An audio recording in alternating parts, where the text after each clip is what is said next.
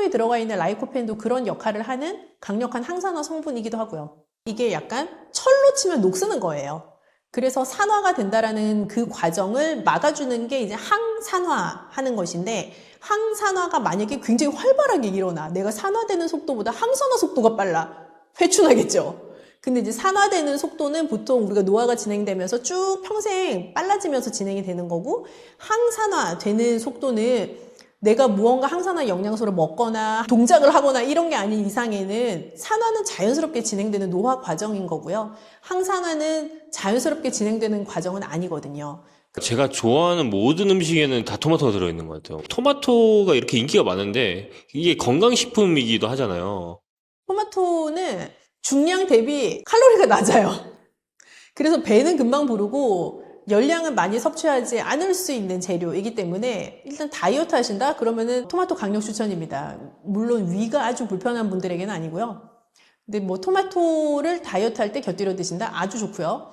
식이섬유도 많기 때문에 다이어트 할 때 음식 양이 줄어들기가 쉬운데 뭐 화장실 가는데도 좀 도움이 되고요. 그래서 토마토는 그 강렬한 빨간 색깔만큼이나 강력한 베네핏을 가지고 있는 재료.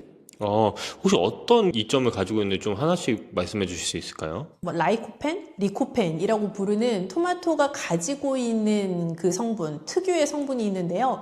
그 성분 자체가 굉장한 항산화 효과를 가지고 있어요. 항산화, 산화를 막아주는 것. 그래서 내 몸에서 자연스럽게 노화가 되면서 일어나는 모든 산화 과정들의 항산화 성분, 항산화 영양소를 먹음으로 해서 그 산화를 막아줄 수 있는 그 대표적인 식품 토마토, 거기에 들어가 있는 라이코펜, 그게 항산화 성분이라고 생각을 하시면 되겠고요. 그래서 라이코펜의 효과 때문에 토마토가 더 전 세계적으로 부각된 것도 있어요. 눈 건강에 아주 관심들이 많으시잖아요. 눈에도 효과가 있나요? 루테인, 제아잔틴 이런 영양소들도 토마토에 많이 들어가 있어서 사실은 토마토를 꾸준히 드시는 거는 내가 속에만 부담이 없다면, 왜냐하면 위산을 많이 자극할 수 있는 식재료이기 때문에 위가 좀 불편해요 하시는 분들만 아니면 꾸준히 드시는 거는 굉장히 추천할 만한 재료예요. 위에 부담이 갈 수 있다 말씀을 많이 해주셨잖아요.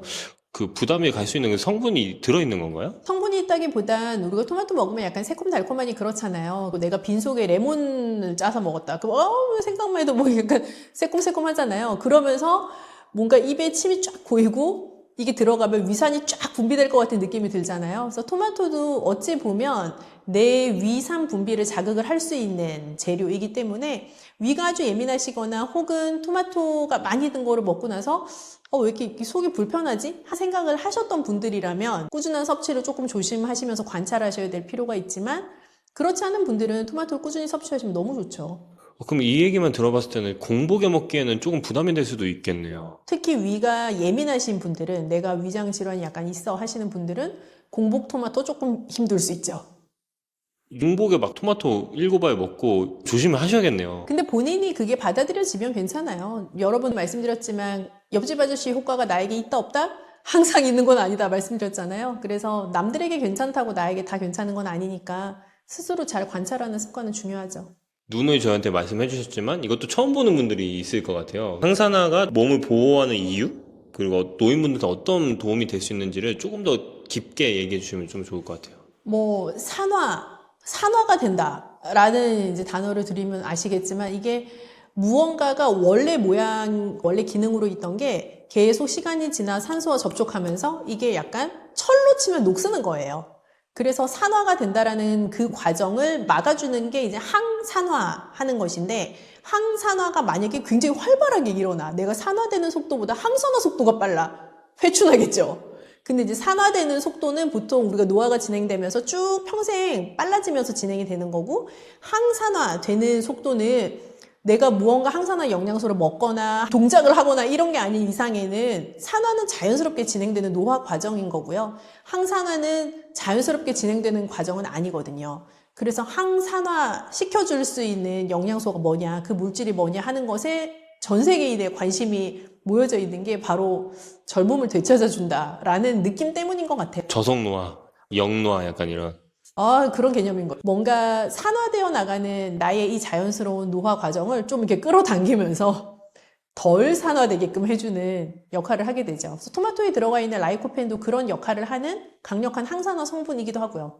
토마토 중에서도 뭐 스테비아 토마토라든지 요즘은 그런 것도 있더라고요. 자몽 맛이 나는 토마토, 사과 맛이 나는 토마토가 있는데 그런 것들을 먹으면 괜찮은 건가요? 사실 이제 모든 것은 자연 그대로 난 상태가 저는 가장 좋다고 생각하거든요. 그래서 스테비아 토마토라는 것은 그 스테비아가 들어가 있는 물로 재배를 한 거예요. 그래서 토마토 자체가 훨씬 단맛이 많이 나는 그런 맛을 가지고 있는 건 거죠. 그래서 새콤한 맛은 굉장히 줄어들고 단맛이 아주 밀도 있게 모여있는 맛을 형성을 하고 있는 건데 아마 다른 플레이버를 가진 토마토들도 결국 같은 개념이라고 생각하고 영양 성분상에 무슨 문제가 있다라는 개념보다는 이제 개인의 취향의 문제인 것 같아요. 뭐 이거는 유전자 변형이랑은 또 다른 이슈니까요. 그래서 그냥 개인 취향이다라고 말씀을 드리고 싶고 다만 원래의 토마토가 가지고 있는 그 고유의 새콤하면서 달콤한 맛을 내는 거랑은 이제 맛의 스펙트럼이 다르니까요. 그런 부분들을 잘 생각해서 선택하시면 되죠. 그러니까 일반인 같은 경우는 그 맛이 좀 다르거나 그러면은 이게 유전자 변형이 아닌가 좀 생각을 하는 경우도 있는 것 같아요. 방금 말씀하신 것처럼 스테비아나 이런 애들은 유전자 변형이 아니라 네, 재배 기술인 거죠, 어떻게 보면. 네. 그 토마토를 이렇게 맛있게 먹는 방법, 죽처럼 먹는 방법이 될 수 있을 것 같은데. 토마토를 맛있게 먹는다라는 개념도 중요하지만 정말 알차게 먹을 수 있는 건 익혀 먹는 거예요. 토마토에 들어가 있는 좋은 성분을 내 몸이 최대한 흡수하게끔 하려면 토마토를 열을 가해서 조리된 토마토를 먹는 것이 훨씬 생토마토보다는 영양소를 많이 흡수할 수 있게 돼요.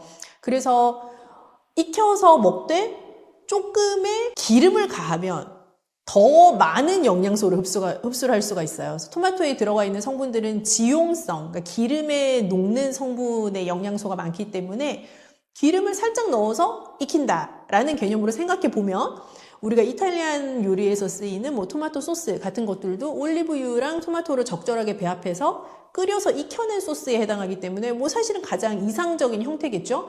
근데 그거를 우리가 매일 주식으로 먹기에는 좀 애매할 수가 있잖아요. 그래서 토마토 죽처럼 활용해 보시는 것도 굉장히 좋은 방법이다라는 생각이 드는데요. 뭐 토마토 소스 끓이듯이 토마토 자체를 익혀내는 방법이기도 하고 올리브유 같은 거를 추가해서 조금 더 고소한 맛이나 좋은 기름의 영양 성분을 추가할 수 있기도 하고요.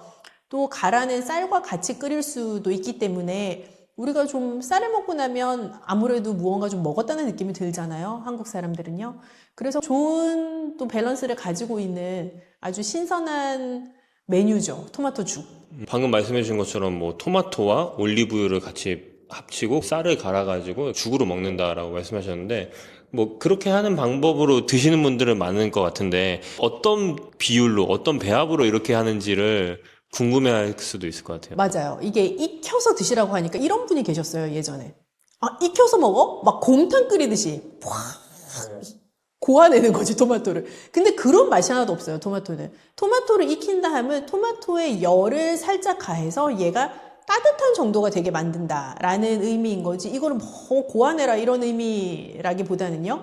그래서 토마토 죽을 끓일 때에도 이 토마토의 원래 새콤달콤한 맛을 좀 유지를 하려면 토마토를 넣고 막 우아하고 오래 끓이는 느낌이 아니라 가볍게 토마토 죽의 형태를 만들어낸다라고 생각하시면 조금 더 신선한 맛을 느끼실 수 있을 것 같아요. 근데 뭐 개인 취향이긴 한데 나는 푹 끓인 게 좋다. 뭐 그래도 안 될 건 없어요.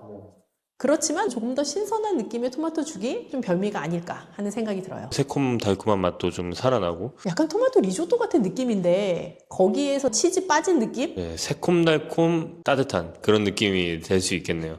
올리브유를 추천하시나요? 올리브유가 토마토랑은 좀 전통적으로 궁합이 맛의 궁합이나 뭐 영양소 궁합이 좋죠. 상상해 보시면 토마토의 들기름은 약간 어색하잖아요. 쌀 그리고 올리브유, 토마토 또 추천하는 재료가 있을까요? 만약에 더 향긋하게 먹고 싶다. 이색적인 맛을 느끼고 싶다. 바질, 파슬리 요런 류의 외국 향신료 아주 추천이고요. 여기에다가 나는 조금 더 서양식을 가미하고 싶어? 다양한 종류의 치즈 진짜 잘 어울리고 좀 단맛을 더 넣고 싶어? 단호박 같은 것도 잘 어울려요. 단호박이 잘 어울려요? 네, 단호박은 약간 죽을 끓였을 때 점도를 더 주기도 하고 조금 더 묵직한 느낌을 만들어내잖아요. 일반 토마토 죽보다는. 그래서 잘 어울려요. 농도도 그렇고요. 시도를 한번 해봐야 될 것 해보세요. 같습니다. 맛있답니다. 그러면 토마토죽 이런 것도 하루 권장량이 있을 것 같아요. 일단 토마토가 몸에 좋다고 하니 뭐 박스로 먹어야지 이런 생각은 버려야 된다고 말씀드렸죠. 토마토 하루에 한두 개? 네, 한두 개 정도 분량 전 적정량이라고 생각하고요. 뭐 한두 개를 그냥 생으로 드셔도 좋지만 익혀 먹으면 더 좋다라고 말씀을 드렸으니까 뭐 죽 한 그릇 정도 끓일 수 있는 한두 그릇 끓일 수 있는 양 정도라고 생각해요. 토마토 한두 개 정도 추천드립니다. 토마토가 크기가 좀 다양하잖아요. 머릿속에 떠오르는 그 크기인 거죠. 일반적으로 우리가 시장 가면 볼 수 있는 토마토, 뭐 요만한 방울 말고요. 그 정도의 한두 개 정도가 신장에 관심 있는 분들을 위해서 토마토를 어떻게 섭취하면 좋을지도 좀 팁을 주시면 좋을 것 같아요. 이 토마토도 칼륨이 높거든요. 토마토도 일반적으로 칼륨이 높은 다른 재료들처럼 조금 조심하셔야 되는데 생으로 먹으려면 칼륨을 낮출 수 있는 방법이 없는데 익혀서 먹는다라고 생각하면 아까 우리가 칼륨 함량을 낮출 때 뭐 데친다라는 전처리가 늘 있잖아요. 그래서 토마토도 비슷해요. 한번 얘를 삶는다까지는 아니지만 좀 팔팔 끓는 물에 데쳐낸다라고 생각을 하시고 그 데쳐낸 토마토를 가지고 죽을 끓이시거나 데쳐낸 것을 가지고 뭐 갈아가지고 소스를 만드시거나 하는 형태로 칼륨 함량을 좀 많이 낮출 수가 있죠. 근데 식이섬유 함량이 워낙 높은 재료이기 때문에 뭐 배변 활동이 좀 힘드시거나 변비를 해결해야 되거나 하는 문제를 가지고 계시다면 여전히 좋은 재료인 건 맞아요. 물에 들어갔다 나오는 게 다 좋다는 네. 말씀인 것 칼륨 자체가 수용성 영양소이기 때문에 물에 장시간 담그어 놓거나 혹은 뜨거운 물에 데치거나 삶아냈을 때 그 원재료가 가지고 있는 칼륨 함량이 현저하게 낮아지게 돼요. 산화라는 거는 내 몸에 있는 우리가 세포로 내 몸이 구성이 되어 있잖아요. 각각의 세포가 시간이 지나고 노화 과정을 겪으면서 계속 산화 과정에 노출이 돼요. 그래서 산화 스트레스가 올라가는 상태로 세포가 노화라는 과정을 겪게 되는데 항산화라는 것은 이 산화 과정을 저지하거나 이 속도를 좀 늦추어 줄 수 있는 작용을 말해요. 그래서 항산화 성분은 내 세포의 산화 과정 자체를 늦추어 줄 수 있는 역할을 하는 그런 성분을 의미하죠. 그럼 이런 항산화를 시킬 수 있는 성분에는 또 어떤 것들이 있나요? 많이들 이제 들어보셨을 텐데 뭐 채소나 과일에 뚜렷한 색깔을 내주는 컬러를 나타내 줄 수 있는 여러 용어들 아마도 뭐 클로로필 초록색이 많이 들어가 있는 거, 뭐 보라색에 들어가 있는 안토시아닌 이런 것도 들어보셨을 것 같고요. 노란색이나 주황색을 내는 베타카로틴 그런 성분들도 들어보셨을 것 같고요. 플라보노이드 이런 것도 들어보셨을 텐데 그런 성분들이 다 항산화 성분들의 대표적인 것들이에요. 그럼 폴리페놀이라는 것도 항산화 물질로 알고 맞아요, 네. 그런 것도 어떤 것들에 좀 많이 들어있나요?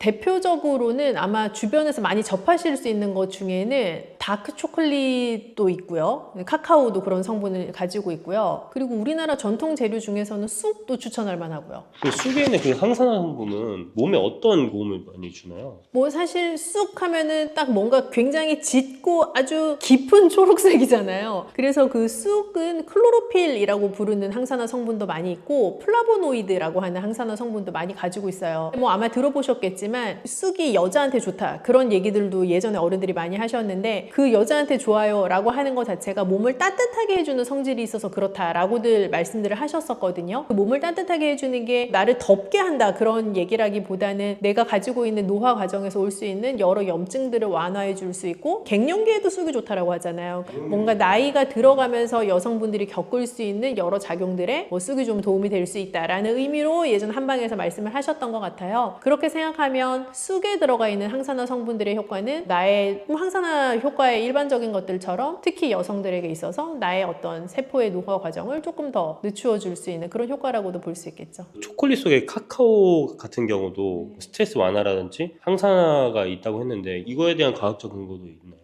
정말 스트레스 받을 때 단 거 땡긴다 그런 말씀 하시는 분들 계시잖아요. 그래서 사실은 내가 정신적인 스트레스가 누적되었을 때 단 것을 먹음으로써 나의 기분을 좋게 하고 그 스트레스를 좀 누그러뜨리고자 하는 또 심리적인 보상 효과 같은 게 있는 이제 반영된 말인데 실제 초콜릿 특히 닥 초콜릿에서는 그 정신적인 스트레스를 조금 부드럽게 풀어줄 수 있는 효과를 볼 수가 있다라는 연구 결과들도 있어요. 그래서 다크 초콜릿에는 플라바놀이라고 부르는 성분이 많이 있기도 하고 테오브로민이라고 부르는 성분들도 꽤 많이 들어가 있는데 그런 성분들 자체가 쑥과는 다른 형태의 항산화 성분들이고 그게 나의 정신적인 스트레스에 노출되면 산화 속도가 빨라지거든요. 그걸 좀 끌어내려줄 수 있는 역할을 하죠. 재료가 방금 두 개가 나왔는데 두 개에서 전부 다 다른 성분의 항산화 성분들이 많이 있는 것 같은데 이런 성분들 중에서 뭐 어떻게 보면 항산화에 가장 효과가 있는 성분이라든지 그런 게 또 따로 있을 수 있을까요? 뭐 성분이라기보다는 요즘 말차가 되게 유행을 하는데요. 뭐 말차, 녹차 이렇게 짙은 초록색이잖아요. 그런 재료들도 사실은 항산화 효과가 크죠. 플리바놀이랑 테오브로민, 베타카로틴 막 이런 성분들 중에서 가장 높은 거는 그렇게 따질 수는 없어요.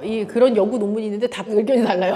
그 아직 순위를 매기고 싶어 하는 과학자들이 있어요. 저도 너무 매기고 싶더라고요. 효과가 있는데 그게 이제 어떻게 따지면 되냐면 이게 지금 육류 얘기를 하는 게 아니라 다 땅에서 나는 것들에 대한 얘기잖아요. 그래서 이 토양이 가지고 있는 것에서부터 영향을 받기 때문에 조도나 이 토양이 가지고 있는 영양소나 얘한테 어떤 물을 줬느냐, 얘를 어느 시기에 어느 나라에서 땄느냐 이런 거에 따라 가지고 있는 항산화 성분의 용량 자체가 다 달라요. 그래서 우리가 무엇이 무엇보다 뭐 효과가 극명하게 좋다라고 얘기할 수가 없을 수도 있고요. 예를 들면 제가 뭐 가지가 압도적으로 1등입니다 라고 해도 나 가지 싫어하는데 이러면 그만이잖아요. 그래서 각각의 기호도가 음식에서는 반영이 될 수밖에 없어서 그렇게 항산화 성분 무엇이 무엇보다 더 좋냐라고 물으면 제가 답을 하기가 좀 애매하죠. 그럼 결론적으로 봤을 때는 그냥 다 먹어도 괜찮다 그런 거죠. 네, 그럼요. 녹차도 말씀해 주셨어요. 네. 녹차 말고 또 다른 게 또 있나요?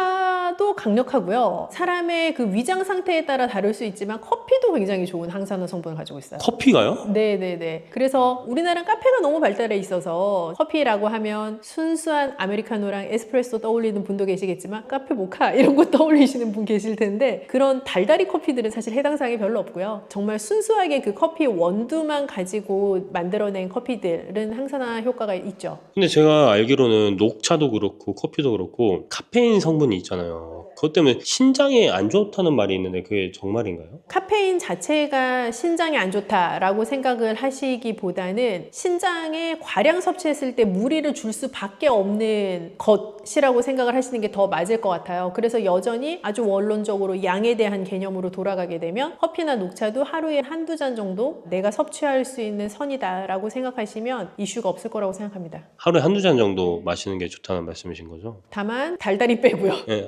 라떼 이런 건 안 되고 라떼는 괜찮아요. 라떼는 우유랑 섞여 있는 커피이기 때문에 당뇨 환자분들이나 고혈압 환자분들은 괜찮고요. 단백질 함량이 워낙 높으니까 신장질환자분들은 조금 주의를 하셔야 되지만 다른 만성질환자분들에게 라떼까지는 아주 오케이입니다. 다만 여기에서 캐러멜 라떼 뭐 이런 식으로 진화되기 시작하면 약간 곤란하죠. 당류가 안 들어간 라떼 네, 정도. 맞아요.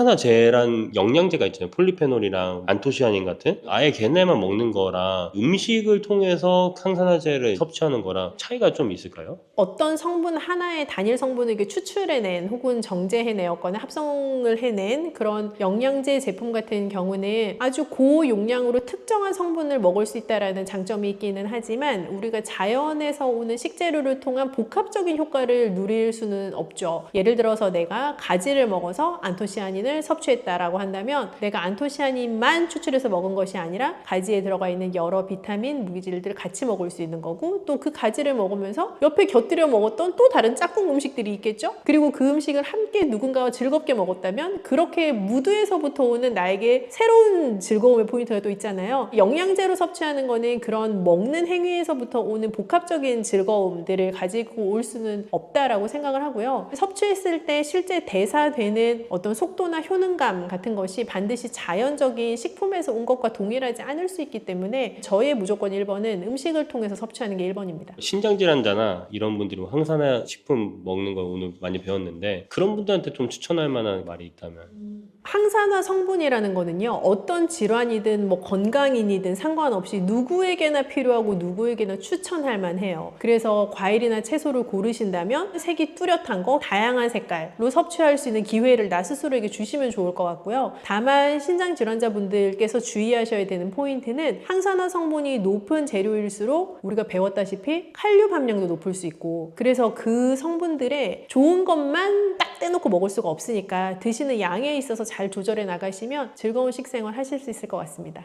당뇨 환자들이 과일 먹는 거 피하는 그 질문을 진짜 많이 하시는데 세상에 과일이 엄청 많잖아요. 몇십 종류, 몇백 종류 되잖아요. 내가 당뇨 환자라고 진단받고 나면 그 세상의 모든 그 맛있는 과일을 다 먹으면 안 되냐 라고 생각을 하실 수가 있는데 몇 가지를 좀 주의를 하신다면 당뇨 환자도 맛있게 재밌게 즐겁게 과일을 즐기실 수 있어요. 그 이유를 보면 당뇨를 진단받았어? 그럼 나는 당 섭취라는 것 자체에 주의를 해야 해. 맞는 말이에요. 과일 달콤하지, 당이 많아, 당의 밀집체야. 그래서 과일은 먹으면 안 돼. 그렇게 생각하는 의식의 흐름을 가지고 계신 경우가 많단 말이죠. 근데 일부 과일은 들어있는 당 자체가 굉장히 빨리 나에게 영향을 미칠 수 있는 과일도 있지만 어떤 과일은 그 당 자체가 그렇게 많이 포함되어 있지 않아서 내가 그냥 편안하게 즐길 수 있는 과일 종류도 있어요. 예를 들어 볼까요? 내가 양 조절이 좀 쉽지 않은 과일은 일단 피해야 돼요. 어르신들 포도 되게 좋아하시는 분들 많으시거든요. 그러면 앉은 자리에서 막 한 송이도 좋고 두 송이도 좋고 드신단 말이에요. 홍시 뭐한 10개 드신단 말이지. 수박 좋아하시는 분들 막 반통도 드시고 한단 말이죠. 그렇게 먹는 양이 제어가 안 되는 과일, 내가 어떤 과일에 그런 반응이 있는지를 생각해 보시면 돼요. 그런 과일은 일단 내가 너무 좋아하는 과일이긴 하지만 내가 먹는 양이 제어하기 힘들면 그거는 조금 피하시는 게 좋아요. 좀 먹으면 좋은 과일 몇 개 픽을 해주실 수 있을까요? 일단 요즘 들어서 추천을 드리고 싶은 거는 블루베리. 블루베리. 그 생 블루베리 국산은 정말 비싸요. 냉동 블루베리 한번 추천드려 봅니다. 왜냐하면 그 냉동 과일도 보통 과일이 가지고 있는 영양 성분은 거의 다 가지고 있고요. 또 유통을 하는 과정에서 뭐 걔가 다른 생과일이랑 다른 거 아니야? 라고 생각하실 수 있지만 뭐 프레시한 거냐 냉동이냐의 차이만 있을 뿐 괜찮아요. 가격도 좋고요. 그래서 냉동 블루베리를 추천드려 보는데 생 블루베리보다 좋아서 추천드리는 건 아닙니다. 이거는 가성비 차원에서 말씀드리는 거고 생 블루베리든 냉동 블루베리든 블루베리 자체는 포도만큼 굉장히 많이 드시지는 못해요. 포도가 훨씬 단맛이 강하거든요. 블루베리보다. 블루베리가 좀 더 작기도 하고 그래서 블루베리는 약간 적당량 드시기에 좋은 과일일 뿐 아니라 그 자체가 가지고 있는 아주 짙은 보라색이 가지고 있는 항산화 성분이 또 많이 있어서 또 추천할 만한 과일이기도 하고요. 그러면 항산화 성분이 많이 네. 들어있으면 인체에 어디에 좋나요? 그런 거? 모든 만성 질환은 일단 산화 스트레스를 제거하는 것이 중요하기 때문에 그 항산화 성분이 많은 거는 만성 질환의 예방과 관리에 있어서 매우 중요하죠. 그래서 짙은 색깔을 가지고 있는 과일 채소는 좋다라고 말씀을 드리는 것도 그 항산화 성분이 극대화되어 있는 재료이기 때문에 그렇죠. 이제 그런 면에서 블루베리 추천이고 그것도 과일이냐라고 하실 수 있지만 뭐 아보카도 한번 살짝 추천드려 봅니다. 아보카도는 일단 당이 거의 없습니다. 그래서 그 뭐 과일이다 아니다 뭐 이렇게 따진다기보다는 아보카도 무슨 맛으로 먹는가라는 의구심을 가지실 수 있는데 잘 익은 아보카도는 그 고유의 아보카도가 가지고 있는 그 풍미가 사실 엄청나거든요. 그래서 잘 으깨서 스프레드처럼 쓰셔도 좋고 뭐 마요네즈 대신 아보카도 스프레드를 쓰셔도 좋고요. 그래서 열량을 조금 덜 섭취하면서도 당도 섭취하지 않고 나에게 좋은 영양소는 섭취할 수 있는 그런 또 좋은 과일이기도 하죠. 아보카도는 불포화 지방산이 많아요. 네. 그래서 아보카도 자체가 어떤 분들은 약간 땅 위에서 나는 버터다 뭐 이런 말씀도 쓰시는데 그거는 아보카도의 크리미한 질감 때문에 하시는 말씀이기도 하지만 뭐 지방산을 가지고 있는 과일이라는 점에서 또 그렇게 생각할 수도 있죠. 그럼 블루베리, 아보카도 이 두 가지 나머지 한 가지는 또 뭐가 있을까요? 그리고 뭐 껍질째 먹을 수 있는 과일 사실 추천인데 뭐 그렇게 생각하면 복숭아는 별로 추천드리고 싶지 않습니다. 복숭아를 사랑하시는 분들은 그 양 제어가 잘 되지 않는 대표적인 과일 중에 하나라고 저는 생각을 해요. 그럼 자두는 어떤가요? 자두요. 자두도 뭐 저도 한 20개씩 먹을 수 있기 때문에 별로 좋지 않습니다. 키위 추천드려볼게요. 키위요? 네, 키위는 이렇게 말씀드리면 설득이 되실까? 그 우리가 고기를 엄청 연하게 할 때 보통 파인애플이나 키위를 이렇게 잘 강판에 갈아가지고 재워둔단 말이죠. 그 갈비할 때. 그지 갈비할 때 이제 그거를 우리가 고급 용어로 연육 고기를 연하게 하는 효과를 이제 노리기 위해서 그런 과일을 쓰는 건데 그러면 그 과일들은 왜 고기를 연하게 하는가? 그 고기를 연하게 하는 효소를 가지고 있기 때문인 거예요. 그래서 고깃집에 가서 이제 잘 식사하고 나면 뭐 약간 뭐 파인애플이 됐든 뭐 키위가 됐든 약간 새콤한 과일을 내주시는 경우가 있는데 그건 내가 고기 먹은 게 잘 소화가 되라고. 키위 자체는 비타민C가 진짜 많기도 하고 섬유소도 많아요. 그래서 당뇨 환자도 좀 편하게 즐기실 수 있고요. 키위 진짜 좋아한다고 하시는 분들도 막 앉은 자리에서 5-6개 드시지 않아요.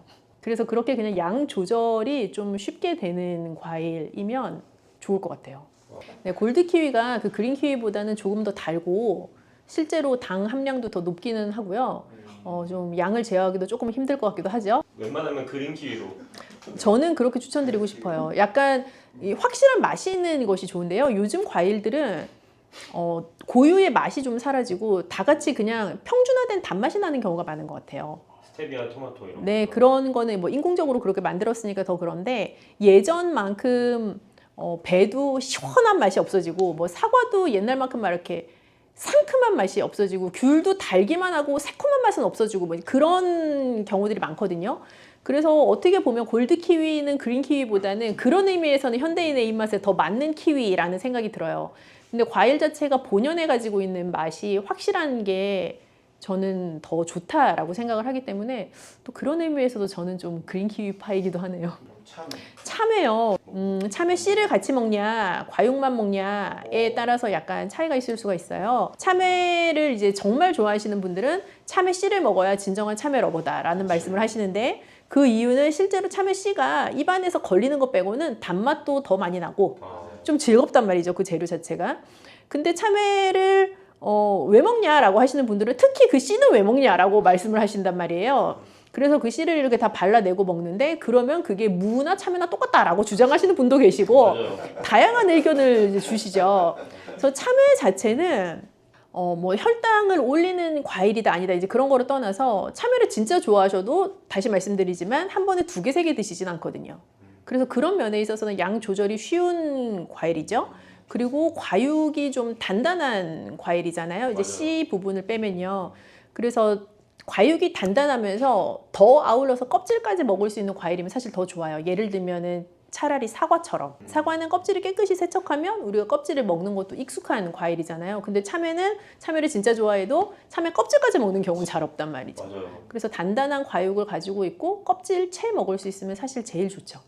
과육이 단단하거나 껍질채 먹을 수 있는 거. 그런 과일이 아무래도 양 조절하기도 쉽고요. 또 껍질에서부터 오는 섬유소의 건강한 효과도 노려볼 수 있고 섬유소가 많다는 거는 혈당을 천천히 올린다는 뜻이기도 해요. 과일을 먹을 때 좀 주의해야 할 섭취량이나 시간, 뭐 조리 팁 같은 게 있나요? 일단 공복의 과일은 추천하지 않습니다. 우리가 뭐 공복의 사과는 의사보다 낫다 이런 말도 하죠. 근데 그런 케이스는 당뇨도 없고 내가 그냥 평상시에 아주 건강한 식생활을 잘 하고 있고 내가 사과 하나를 공복에 즐기는 것이 건강 습관으로 잘 자리를 잡으신 분들에게는 여전히 추천이에요. 뭐 건강하신 분들이요. 그런데 당뇨 진단받고 나서 공복에 과일을 먹게 되면 공복이라는 것은 배가 비어있는 상태인 거예요. 내 위장이 비어있는 상태. 한 8시간 잤어요. 그러면 뭐 8시간 자기 직전에 뭐를 드시고 주무시진 않았을 터이니 뭐 한 12시간, 11시간 이상 위장이 이제 비어져 있는 상태인 건데 그 상태에서 과당을 가지고 있는 과일을 탁 하고 섭취하게 되면 아주 빠르게 혈당 피크를 탁 올라갈 수 있는 혈당 계기가 돼요. 네, 그래서 뭐 혈당 스파이크를 꼭 그린다라기보다는 빠르게 혈당을 상승시킬 수 있는 요인이 되기도 해요. 그래서 공복의 과일은 피하시면 좋겠고 식사와 과일이 별개라고 생각하시는 것보다 오히려 그냥 과일이 식사의 일종이라고 생각하시는 게 혈당 관리에는 더 맞을 수 있어요. 물론 뭐 과일을 간식으로 먹고 하면서 약간 나른한 그런 시간대에 좀 프레시함도 스스로 주기도 하고 하는 그런 효과는 사실 노릴 수는 없지만 우리가 당뇨 관리 차원에서 본다면 과일을 별도의 시간에 떼어놓고 먹는 것보다 오히려 식사의 부분이라고 생각하시는 게 더 수월하게 혈당 관리할 수 있기도 해요. 참외 같은 거를 반찬으로 만들어서 먹기도 하잖아요. 유독 과일을 반찬화 시켜서 먹는 거는 이제 여름 과일에 많다고 생각이 돼요. 뭐 예를 들면은 참외를 그렇게 뭐 무쳐서 먹거나 혹은 참외 깍두기 같은 형태로 먹을 수도 있고요. 또 단단한 복숭아도 사실 복숭아 깍두기를 해서 먹으면 꽤 맛이 괜찮아요. 그리고 수박도 뭐 흰 부분을 가지고 또 무쳐서 먹기도 하고 등등 여름 과일을 반찬으로 활용하는 케이스들이 꽤 있는데 그런 것들을 보면 여름에 약간 입맛이 좀 떨어지고 좀 색다르게 즐기고 싶고 내 스스로 입맛을 돋구고 싶고 하는 욕구가 누구나 가지고 있는 또 욕구 중에 하나거든요. 그래서 과일의 맛들을 좀 이용해서 그렇게 다양한 방법으로 활용을 하시는 것 같아요. 그래서 그걸 뭐 식사의 일부로 과일을 편입시키세요. 그러니까 그래? 그럼 내가 과일도 반찬으로 만들어 먹어야지. 이런 개념이라기보다는 그냥 내가 자연스럽게 그냥 내 몸이 그런 새로운 방법들을 계속 탐색하고 모색해 나가는 거죠. 상담 고객들에게도 굉장히 많은데 누구나 피해갈 수 없는 즐거움을 주는 게 황도통조림이란 말이죠. 이 황도통조림은요, 당뇨이신 분들한테는 죄송하지만 평생에 다시 드시면 안 돼요. 수박과 홍시 다음으로 조심해야 되는 유일한, 수박과 홍시보다 더 조심해야 된다고 강조하는 유일한 것이 황도통조림입니다. 그러면은 백도는 괜찮냐라고 물어보시지만 다 똑같습니다. 그것은 복숭아이기 때문에 그런 게 아니라 통조림이기 때문에 그래요. 우리가 통조림, 병조림, 뭐 잼 이런 거 할 때 공통적으로 당이 엄청 들어가거든요. 그 반짝반짝 하잖아요, 이거. 통조림 되어 있는 혹은 잼으로 만들어진 그런 과일은 당뇨 환자분들한테는 사실 이런 표현 제가 잘 안 쓰지만 정말 쥐약입니다. 과일도 하루에 먹으면 좋을 적정량이라는 게 있을까요? 과일을 뭐 딱 그렇게 말씀드리기는 사실 어려운 것 같아요. 근데 우리가 이제 일반적으로 이 현대인의 일상생활 가운데 무슨 과일 한쪽이라고 하면 생각나는 크기가 대강 있잖아요. 네. 그죠? 네.